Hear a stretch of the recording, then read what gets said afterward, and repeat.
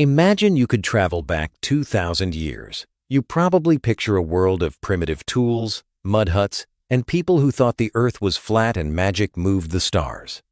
But what if I told you that in the 1st century AD, the foundations of your modern life were already being laid?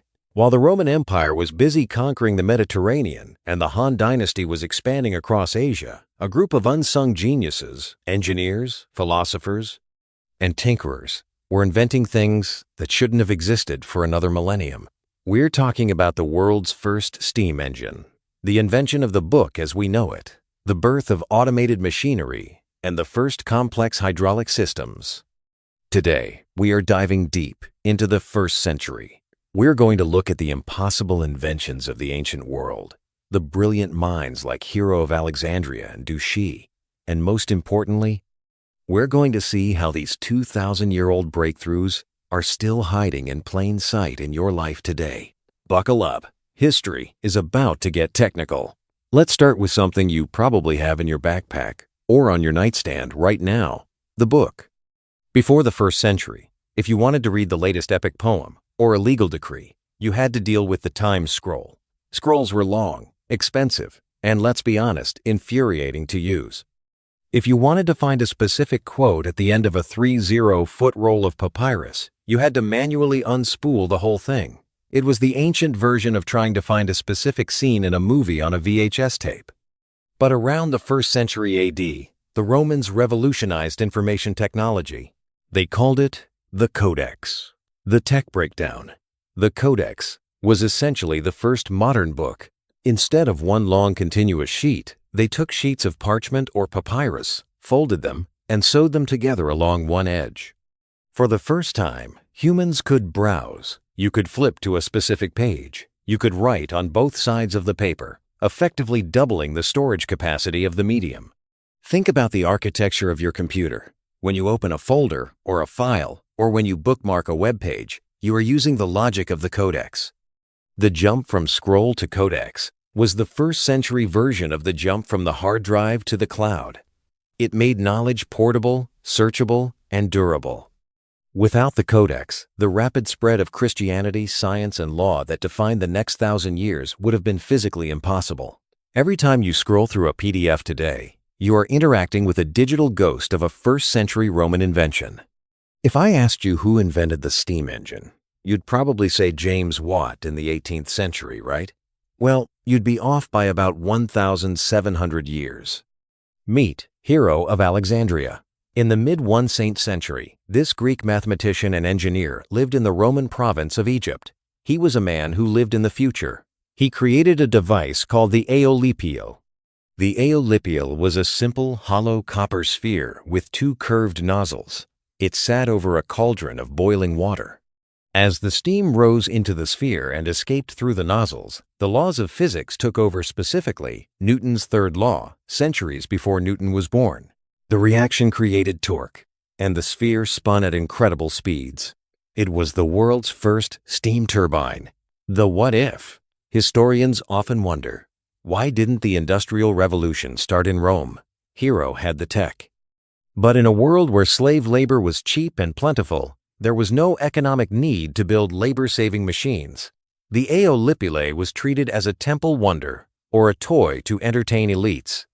Today, roughly 90% of the electricity in the United States is still generated using steam turbines. Whether the heat comes from coal, natural gas, or a nuclear reactor, the core principle is exactly what Hero of Alexandria demonstrated in the 1st century, using expanding steam to spin a turbine. We are still living in Hero's steam age. We just have better fuel. You're at the airport, you drop a couple of dollars into a machine, and a bottle of water drops down. You think it's modern convenience. Hero of Alexandria thought of it first. He noticed a problem in the temples. People were taking more holy water than they were paying for. His solution? The world's first vending machine. When a worshiper dropped a 5 drachma coin into a slot, the coin landed on a tray attached to a lever. The weight of the coin depressed the lever, which opened a valve, letting a set amount of water flow out. As the tray tilted, the coin eventually slid off, the lever snapped back, and the valve closed. This wasn't just a gimmick. It was the birth of automated retail and sensor-based mechanics. Hero was using gravity and weight as a binary if, then logic gate. Every time you use an automated dispenser, a parking meter, or even a self-checkout, you are using the mechanical logic born in a first-century Egyptian temple. While Hero was playing with steam in the West, a brilliant engineer named Du Shi was transforming the East.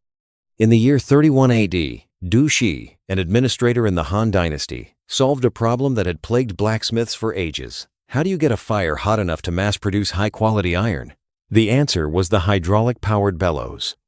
Before Du Shi, humans had to manually pump bellows to force air into furnaces. It was exhausting and inconsistent. Du Shi harnessed the power of the river. He used a water wheel connected to a complex system of gears and longitudinal rods to automatically pump the bellows. This allowed for a continuous high-pressure blast of air, creating temperatures that could melt iron on an industrial scale. This was the first time in history that a natural power source, water, was converted into mechanical motion for industrial manufacturing. This is the direct ancestor of the factory. Today's blast furnaces used in the production of steel for our skyscrapers and cars use the exact same concept: forced air induction on a massive scale. Du Shi basically gave the Han Dynasty the power tools of the ancient world, allowing China to become a global leader in metallurgy for centuries.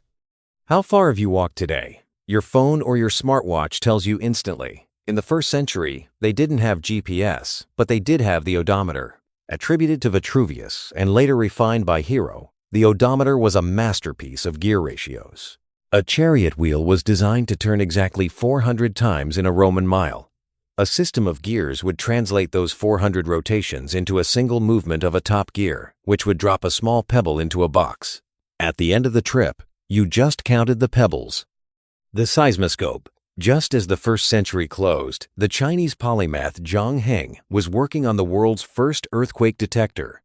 While his famous dragon and toad device was perfected in 132 AD, the groundwork for understanding Earth movements began with first-century observations of the stars and the water cycle. Modern relevance. The first century taught us that the world could be times measured. The odometer is the direct grandfather of the speedometer in your car and the pedometer on your wrist. It was the beginning of big data, the idea that by measuring physical movement, we could map the world and conquer distance. We can't talk about first-century inventions without talking about the stuff that actually survived. If you look at a 2,000-year-old Roman harbor today, the concrete is often in times better shape than a pier built in the 1980s. In the first century, the Romans perfected opus caementicium Roman concrete. They discovered that by mixing volcanic ash pozzolana with lime and seawater, a chemical reaction occurred that made the concrete actually grow stronger over time, especially in underwater structures. But they didn't just stop at the material. They used this concrete to master the arch and the dome. The first century saw the construction of the Colosseum finished in 80 AD and the beginning of the Pantheon's lineage. Our entire modern skyline is a tribute to first-century Roman engineering. Every time you drive over a concrete bridge, through a tunnel, or stand in a sports stadium, you are benefiting from the Roman realization that an arch can support more weight than a flat beam, and that liquid stone concrete is the ultimate building block of civilization. If you had to have surgery in the year 50 AD, you'd be terrified, but you'd be surprised at the sophistication. Archaeologists have found first-century medical kits in places like Pompeii that contain scalpels, bone levers, and even speculums that look hauntingly modern. They were already performing cataract surgeries and using vinegar as a rudimentary antiseptic. The infrastructure of health. The first century was also the golden age of the aqueduct. The Romans were obsessed with clean water and sewage. They invented the Hypocaust, a first-century central heating system where hot air from a furnace was pumped through spaces under the floors of villas and public baths. The concept of public works, the idea that a government is responsible for providing clean water, sewage disposal, and heated buildings, is a first-century Roman standard. Your bathroom plumbing and your HVAC system are the high-tech descendants of Roman pipes and hypocausts.